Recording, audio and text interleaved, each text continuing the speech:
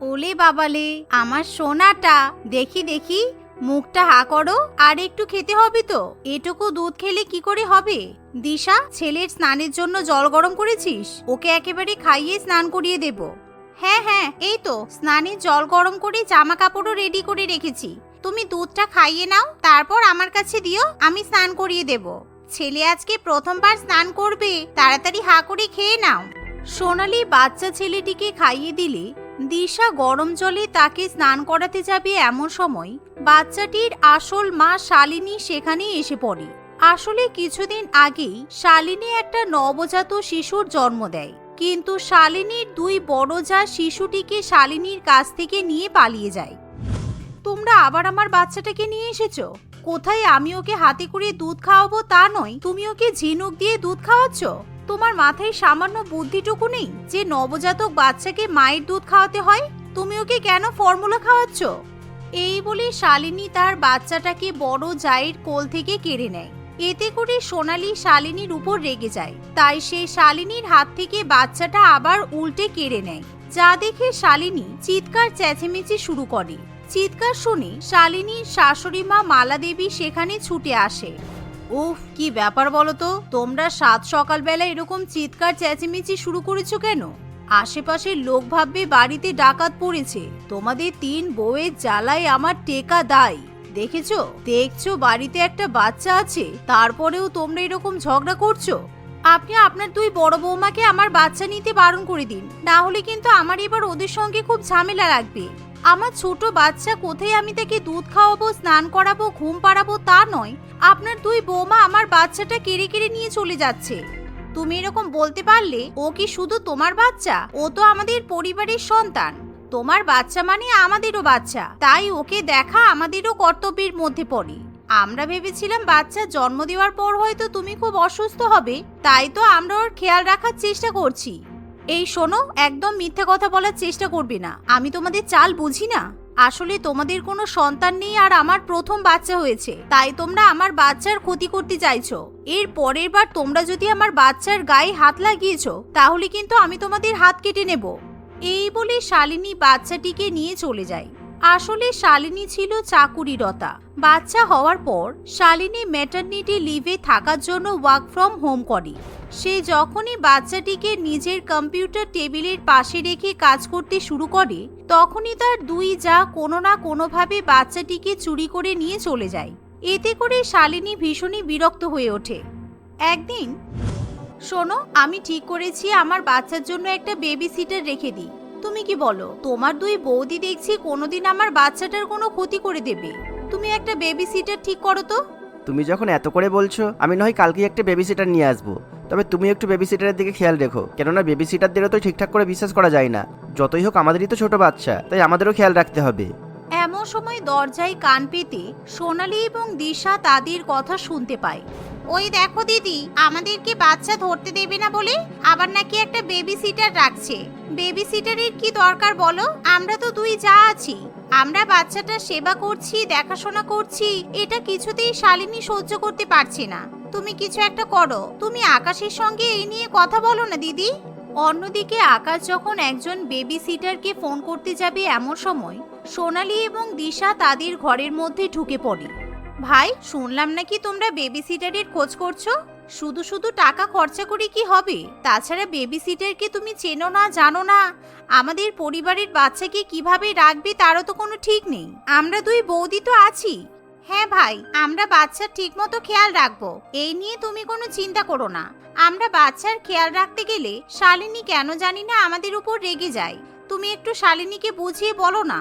আমি বুঝতে পারছি তোমরা বাচ্চার খেয়াল রাখার জন্য খুব ব্যস্ত, কিন্তু তোমাদের তো সংসারের কিছু কাজকর্মও আছে। তোমরা তো সারাক্ষণ যদি বাচ্চাদের সামলাও, তাহলে সংসারের কাজকর্ম কে করবে? তাছাড়া শালিনী তো সারাদিনই অফিসের মিটিংয়ে ব্যস্ত থাকে, তাই আমার মনে হয় একটা বেবি সিটারের প্রয়োজন আছে। এই বলে আকাশ তার দুই বৌদিকে কোনো রকম পাত্তা না দিয়েই একটা বেবি সিটার ঠিক করে ফেলে। কিন্তু সোনালি এবং দিশাও কিছুতে হার মানে না। তারা দুজনে ঠিক করে যে কোনোভাবেই হোক বাচ্চাটিকে তাদের হাতে নিতেই হবে। পামেলা, শোনো, আমার দুই জায়ের হাতে কোনো মতে আমার বাচ্চাকে দেবে না। আমার দুই যা কিন্তু আমার বাচ্চার একদমই ভালো চায় না। ওরা সবসময় আমার বাচ্চাকে কেড়ে নিতে আসে, তার জন্যই কিন্তু তোমাকে এখানে রাখা। আরে ম্যাডাম, আপনি একদম চিন্তা করবেন না, আমি খুব ভালো মতোই বাচ্চা সামলাতে পারি। আর আমি কিছুতেই আপনার দুই জায়ের হাতে বাচ্চা দেব না। আমার তো প্রথম থেকেই আপনার দুই জায়ের উপর খুব সন্দেহ হচ্ছিল। এখন তো দেখছি আপনি সত্যি কথাটা বলেই দিলেন। আপনি নিশ্চিন্তে কাজ করুন। পামেলার কথা শুনে শালিনী অত্যন্ত খুশি হয়ে কাজ করতে শুরু করে। অন্যদিকে পামেলা বাচ্চাটিকে খাইয়ে দাইয়ে ঢেকুর তোলানোর জন্য হলঘরে হাঁটাহাঁটি করতে শুরু করে। কিন্তু দুধ খাওয়ার পর বাচ্চাটা কিছুতেই কান্না থামায় না। বাচ্চাটিকে অনবরত কাঁদতে দেখে সোনালি এবং দিশা সেখানে ছুটে আসে। আরে আরে, তুমি এভাবে ওকে ঢেকুর তোলাচ্ছ কেন? এই জন্যই তো কান্নাকাটি করছে। উফ, তুমি নাকি বেবি সিটার? এদিকে বাচ্চা কাচ্চা তো সামলাতেই পারো না। দাও, আমাকে দাও। যেমন তুমি তেমনি তোমার ম্যাডাম, সারাদিন শুধু কাজ আর কাজ। এদিকে বাচ্চাটা কেঁদেই চলেছে, সেদিকে কোনো হুঁশ নেই। এই শুনে শালিনী তখনই ঘর থেকে বাইরে বেরিয়ে আসে। সে যখন সোনালির কোলে তার বাচ্চাকে দেখতে পায়, তখনই সে ভীষণ পরিমাণে রেগে যায়। তার উপর অদ্ভুতভাবে সোনালির কোলে যাওয়া মাত্রই বাচ্চাটা একেবারে চুপ করে যায়। যা দেখে শালিনী রেগে গিয়ে তখনই বাচ্চাটিকে নিজের কোলে নিয়ে নেয়। কিন্তু শালিনীর কোলে যাওয়ার পর বাচ্চাটি আবার কান্নাকাটি শুরু করে দেয়। দেখেছো, তোমার কোলে গিয়ে কেমন কাঁদছে? বাচ্চা মানুষ করতে জানতে হয়, শুধু বাচ্চা জন্ম দিলেই হয় না। আমাদের কোলে এসে দেখো কি সুন্দর কান্না থামিয়ে দিল। আর তোমার কাছে তো থাকতেই চাইছে না। এসো সোনা, আমাদের কাছে এসো, আমরা তোমাকে ঘুম পাড়িয়ে দেবো, খাইয়ে দেবো। আমি জানতাম তোমরা আমার বাচ্চার উপর কোনো একটা কালো জাদু করে রেখেছো।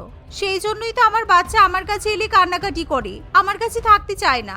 আমি কিছুতেই আমার বাচ্চা তোমাদেরকে দেব না। এত অপমান করি, তাও তোমাদের শিক্ষা হয় না বলো? তাও নির্লজ্জের মতো আমার বাচ্চার জন্য হাত পাততে চলে আসো কেন? নিজের একটা বাচ্চা জন্ম দিতে পারো না? শালিনীর মুখে এমন কথা শুনে সোনালি এবং দিশার অত্যন্ত খারাপ লাগে। কারণ তাদের বিয়ের 5 বছর হয়ে গেলেও তারা এখনো সন্তানের মা হতে পারেনি। অন্যদিকে শালিনী বিয়ের 2 বছরের মধ্যেই এক সন্তানের মা হয়ে যায়। প্রত্যেক দিন তোমাদের এই ঝামেলা আমার আর ভালো লাগে না। কেন কেন তোমরা বারবার ছোট বৌমার বাচ্চা নিয়ে ঝামেলা করো? ছোট বৌমা তো ঠিক কথাই বলেছে, নিজের একটা বাচ্চা জন্ম দাও। অনেক বছর তো হয়ে গেল, তোমরা একটা বাচ্চা জন্ম দিতে পারছো না। এমন কথা শুনে সোনালি এবং দিশার মন একেবারে ভেঙে যায়। এভাবেই শালিনী সন্তানকে কোলে পিঠে মানুষ করতে গিয়ে সোনালি এবং দিশাকে সবসময় ভীষণই অপমানিত হতে হয়। দেখতে দেখতে এভাবেই কিছুদিন কেটে যায়।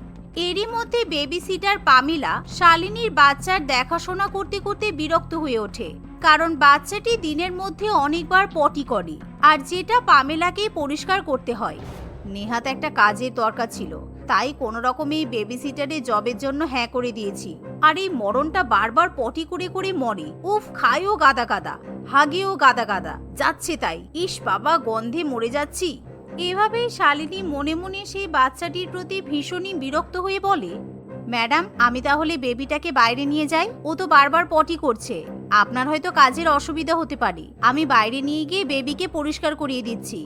এই বলে পামেলা বাচ্চাটিকে বাইরে নিয়ে চলে যায়। কিন্তু বাইরে নিয়ে গিয়ে সে বাচ্চাটিকে একটা চেয়ারের উপর ফেলে মুখে একটা রুমাল গুজে রাখে, যাতে বাচ্চাটি কোনো রকম চিৎকার করতে না পারে। আসলে পামেলা বাচ্চাটিকে অত্যন্ত বেশি ফর্মুলা খাইয়ে ফেলতো, যার জন্য বাচ্চাটির পেট খারাপ হয়ে গিয়ে বারবার বাচ্চাটি পটি করত। কিন্তু পামেলা এসবে কোনো রকম গুরুত্ব দিত না। সে সবসময় তার বয়ফ্রেন্ডের সঙ্গে ফোনে কথা বলতেই ব্যস্ত থাকতো। অন্যদিকে ছেলেটার কথা খুব মনে পড়ছে রে দিশা। আগের দিন ছোট আমাদের যেভাবে অপমান করলো, তাতে আমি ওর সামনে যেতেও সাহস পাচ্ছি না। কিন্তু বাচ্চাটাকে না দেখেও আবার থাকতে পারছি না। আমার কেমন যেন একটা মনে হচ্ছে। চল না, ওকে একটু দেখে আসি। আগের দিন যেরকম কুকুরের মতো অপমান করলো, তাতে আমারও যেতে ইচ্ছে করছে না। কিন্তু ছেলেটার মুখ চেয়ে চলো একবার দেখেই আসি। এই মনে করে দিশা এবং সোনালি চুপি চুপি শালিনীর বাচ্চাটিকে দেখতে যায়। কিন্তু তারা যখন বাচ্চাটির অবস্থা দেখে, তখন তারা ভীষণই রেগে যায়। দিশা সঙ্গে সঙ্গে বাচ্চার মুখ থেকে রুমাল বার করে ফেলে দেয়, আর বাচ্চাটিকে খুব ভালো মতো পরিষ্কার করতে শুরু করে। তুমি কি ভেবেছো শালিনীকে ফাঁকি দিয়ে তুমি আমাদের বাবুকে এভাবে কষ্ট দেবে? তুমি ভুলে যেও না, আমাদের বাবুর কিন্তু আরো 2টো মা আছে। তোমাকে আজকে আমি এই বাড়ি থেকে বের করেই ছাড়বো। এমন সময় চিৎকার শুনে শালিনী ঘর থেকে বাইরে বেরিয়ে আসে। দেখুন না ম্যাডাম, আপনার দুই যা আবার বেবিকে কেড়ে নিতে এসেছে। কিসব উল্টোপাল্টা কথা বলছে, বলছে আমি নাকি বেবির দেখাশোনা করি না। আপনি বলুন তো, আপনার সামনেই তো আমি সবসময় বেবির দেখাশোনা করি, তারপর আবার বলছে ওরা দুজন নাকি বেবির মা হয়। কি যত বড় মুখ নয় তত বড় কথা। বাচ্চা জন্ম দিলাম আমি, আর তোমরা দুজন মা হয়ে গেলে। ঠিক এমন সময় সেখানে আকাশ এসে উপস্থিত হয়। আকাশ তার ফোনে সিসিটিভি ক্যামেরার একটা রেকর্ডিং শালিনীকে দেখায়। এই দেখো, এই রেকর্ডিং দেখার পরে আমি তাড়াতাড়ি অফিস থেকে ছুটে এসেছি। তোমার কথা শুনে আমার বৌদিদের উপর অনেক সন্দেহ হয়েছিল। তারপর বেবি সিটার রাখার পর ভাবলাম একটা সিসিটিভি ক্যামেরা লাগিয়ে দিই। আজকাল তো কাউকেই বিশ্বাস হয় না। সিসিটিভি ক্যামেরায় স্পষ্টভাবে দেখতে পাওয়া যায় পামেলা বাচ্চাটির মুখে ইচ্ছা করে রুমাল গুজে ফেলে রেখেছে, যা দেখে শালিনী আর কিছুতেই পামেলাকে বিশ্বাস করতে পারে না। শালিনী পামেলিকে আজে বাজে কথা শুনিয়ে তখনই বাড়ি থেকে তাড়িয়ে দেয়। সেই সাথে শালিনী নিজের ভুল বুঝতে পারে। আমি এতদিন ভাবতাম তোমরা হয়তো আমার বাচ্চার ক্ষতি করতে চাও, তাই তোমরা বারবার ওকে আমার কাছ থেকে কেড়ে নিয়ে চলে যাও। আমি নতুন মা হয়েছি, তাই আমি চাই আমার বাচ্চা আমার কাছে থাকবে, তোমরা ওকে বারবার কেড়ে না নিয়ে। হ্যাঁ জানি কি বলবে, এটাই তো বলবে যে আমাদেরও মা হওয়া দরকার। তাহলে শোনো, আমি আর দিদি কিন্তু দুজনেই গর্ভবতী। আমরা খুব তাড়াতাড়ি মা হতে চলেছি, কিন্তু তবুও আমরা তোমার ছেলেকে আমাদের সন্তানের মতো করেই দেখি। আর কদিন বাদে আমাদেরও তো সন্তান হবে। আমাদের সন্তান কি তোমার সন্তান হবে না শালিনী? তোমার সাহায্য হবে ভেবেই আমরা কিন্তু বাবুকে সবসময় নিজেদের কাছে রাখতে চাই। দিশা এবং সোনালী গর্ভবতী শুনে শালিনী এবং তার শাশুড়ি মা দুজনেই খুবই খুশি হয়। শালিনী সেদিন বুঝতে পারে এভাবে তার দুই জাকে অপমান করা তার মোটেও উচিত হয়নি। তাই শালিনী তখনই তার দুই জায়ের কাছে ক্ষমা চেয়ে নেয়। শুধু তাই নয়, শালিনী নিজে হাতে তার ছেলেকে দুই জায়ের কোলে তুলে দেয়। এতে করে শালিনী এবং সোনালী খুবই খুশি হয় এবং তারা খুব ভালো মতো বাচ্চার দেখাশোনা করতে থাকে। রেণুকা ও বিট্টুর কয়েকদিন আগেই বিয়ে হয়েছিল। তাদের বিয়েতে সবচেয়ে বেশি খুশি ছিল বিট্টুর মা সুশীলা দেবী। বিট্টু একটি সরকারি অফিসে চাকরি করত। তার মা ও বউকে নিয়ে তাদের ছোট্ট 3 জনের পরিবার ছিল। এরকম ছোট পরিবারের সমস্যা হওয়ার কোনো কথাই ছিল না, কিন্তু দিনের পর দিন রেণুকার ব্যবহারে সুশীলা দেবী অতিষ্ঠ হয়ে উঠেছিল। এমনই একদিন সে আর সহ্য করতে না পেরে বিট্টুকে বলে, হ্যাঁ রে বাবা বিট্টু, তোর 2 মিনিট সময় হবে? আমার একটা কথা শুনবি? মানে কদিন ধরেই তোকে বলবো বলবো ভাবছি। দেখ বাবা, জানিস তো আমার বয়স হয়েছে। এবারে দেখছি মা ঠেলাই পড়েছে, তাতে আমার কি? যেমন করবে তেমনই তো ফল পাবে। ওহ মা, আমি অবশ্যই শুনতাম যদি আমার হাতে অবশিষ্ট সময় থাকতো। 10টা বাজতে চললো, আমাকে ট্রেন ধরতে হবে। আমি এখন আসছি মা। বিট্টু এভাবেই তার মাকে উত্তর দিয়ে সেদিনও সেখান থেকে চলে যায়। আসলে এটা শুধু সেদিনই ছিল না, বিয়ের পরের দিন থেকেই সুশীলা দেবী বিট্টুকে কিছু বলার জন্য চেষ্টা করছিল। দেখলে মনে হতো বিট্টু জেনে শুনেও তাকে এড়িয়ে চলছে, আর সুশীলা দেবী এটা মনে মনে বুঝতেও পারত। হ্যাঁ হ্যাঁ, এখন আমার কথা কেনই বা শুনবে? আমি তো এই বাড়ির চাকর, তাই না? একে তো সারাদিন কাজ করো, তার উপরে বৌমার মুখ ঝাপটা খাও। যেন ওদের বিয়ে দিয়ে আমি এই পৃথিবীর সব থেকে বড় দোষ করে ফেলেছি। না, এভাবে চললে হবে না। আজকে লাস্ট একবার চাই, আর কি বলে পরিষ্কার করে শুনে আসি। আসলে সুশীলা দেবীর চিন্তা ভাবনা ঠিকই ছিল।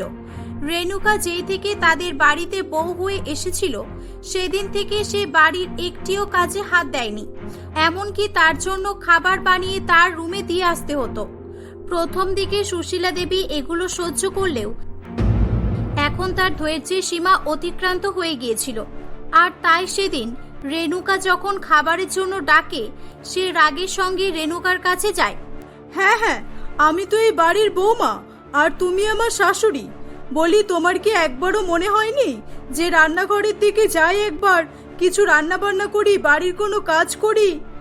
নাও কথা শোনো, বলি আপনি কি বাচ্চা মেয়ে নাকি যে দুধ খাচ্ছেন কিছু জানেন না? আপনার সেদিনের কথা মনে নেই?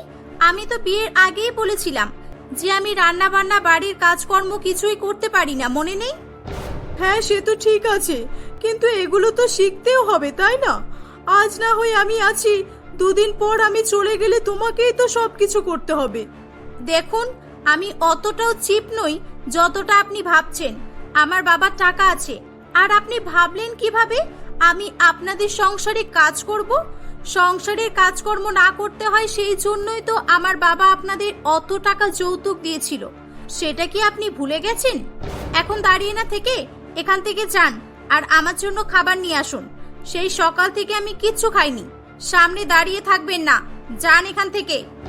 রেণুকা সত্যিই বলছিল, আসলে সুশীলা দেবী তার ছেলের বিয়েতে 10 লক্ষ টাকা যৌতুক নিয়েছিল, আর সেই জন্যই হয়তো সুশীলা দেবীর তাকে কিছু বলার ইচ্ছা থাকলেও সে কিছু বলতে পারত না। শেষ পর্যন্ত নিজেই চুপ করে যেত। সুশীলা দেবী সেদিনও রেণুকার জন্য খাবার নিয়ে তার ঘরে দিয়ে আসে। এভাবেই বেশ কয়েকদিন চলতে থাকে। এমনই একদিন বিট্টুর অফিস ছুটি ছিল, আর সে বাড়িতেই ছিল। হ্যালো, কেউ শুনতে পাচ্ছ? সকাল কটা বাজলো শুনি? আর আমাকে রোজ রোজ খেতে দাও করতে হবে কেন শুনি? আমি বাড়িতে আছি, কারোর কি লক্ষ্য নেই সেটা? রেণুকা চেঁচিয়ে চেঁচিয়েই বলছিল। তার কথাগুলো সুশীলা দেবী এবং বিট্টু দুজনেই শুনতে পাচ্ছিল। দেখ বাবা দেখ, বৌমাকে দেখ, কটা টাকা এনেছিল বলে রোজ আমাকে কথা শুনতে হয়, আর রান্নাঘরের মধ্যে তো পাই রাখে না জীবনে। এই বুড়ি, ছেলেকে একদিন কাছে পেয়ে কানে ফুসফুস করছিস? তাহলে তোর মতো আমি ফুসফুস করা শুরু করলে তুই টিকতে পারবি তো? তোর অভ্যাসটাই খারাপ হয়ে গেছে দেখছি। ছেলেকে ভালো লাগে আর ছেলের বউকে ভালো লাগে না, তাই তো? শুধু তার টাকাকেই ভালো লাগে। দেখেছিস তো বাবা, রেণুকা আমার সঙ্গে সারাদিন কিভাবে ব্যবহার করে। আমি তোকে এই কদিন এটাই বলার চেষ্টা করছিলাম, এখন তুই নিজের কানে শুনে নিলি তো? আমি যৌতুক নিয়েছি বলে কি আমি মানুষ নই? আমার কি কোনো সম্মান নেই? না মানুষই, তবে লোভী মানুষ। তোমরা কি ভেবেছিলে বউয়ের বাপের বাড়ি থেকে টাকাও নেব, তাকে কথাও শোনাবো, আর খাটিয়েও নেব? ভারী আমার শ্বশুর বাড়ির লোক এসেছে রে। এটা অন্যজনকে হলে হতে পারতো, এই রেণুকার সঙ্গে কিছুতেই হবে না। আমি আর শায়লা নয় যে তোমার ধোকাবাজ ছেলে বিট্টুর কথায় ভিজে যাব। এতক্ষণ বিট্টু চুপ করেই ছিল, কিন্তু শায়লার কথা বলতেই সে তখনই রেগে যায়। চুপ করো, আর তোমার ফালতু মুখটা বন্ধ করো। সাইলার কথা তুমি মুখেও আনবে না, কারণ তুমি সাইলার নোকের যোগ্যও হতে পারবে না। হ্যাঁ, তা হব কিভাবে? ও তো তোদের চিনতো না, তাই ওকে ধোকা দিতে পেরেছিস।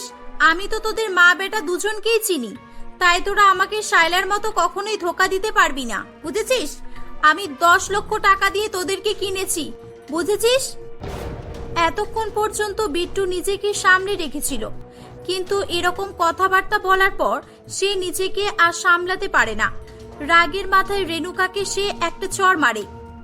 তবে একটা জিনিস, আমি এই চড়ের প্রতিশোধ কিন্তু নিয়েই ছাড়বো। বেরিয়ে যা আমার বাড়ি থেকে, আমি তোর মুখ দেখতে চাই না। হ্যাঁ হ্যাঁ যাচ্ছি, আর আমি আগে থেকেই জানতাম তোদের এখানে আমি বেশি দিন টিকতে পারবো না। তোরা আমার লেভেলের নোস। এই বলে রেণুকা সেখান থেকে চলে যায়। এদিকে বিট্টু ও সুশীলা দেবী একে অপরের দিকে তাকিয়েই থাকে এবং তাদের পুরানো দিনের কথা মনে করতে থাকে। আজ থেকে 6 মাস আগের কথা। বিট্টু সেদিন প্রথম চাকরি পেয়েছিল এবং সে মিষ্টি নিয়ে তার মায়ের কাছে জানাতে এসেছিল। মা, আমার স্বপ্ন সত্যি হয়ে গেছে মা, আমি চাকরিটা পেয়ে গেছি। এই নাও মুখ মিষ্টি করো। এটা তো খুশির খবর। জানিস বাবা, উপরওয়ালা তাহলে আমার মনের কথা শুনে নিয়েছে।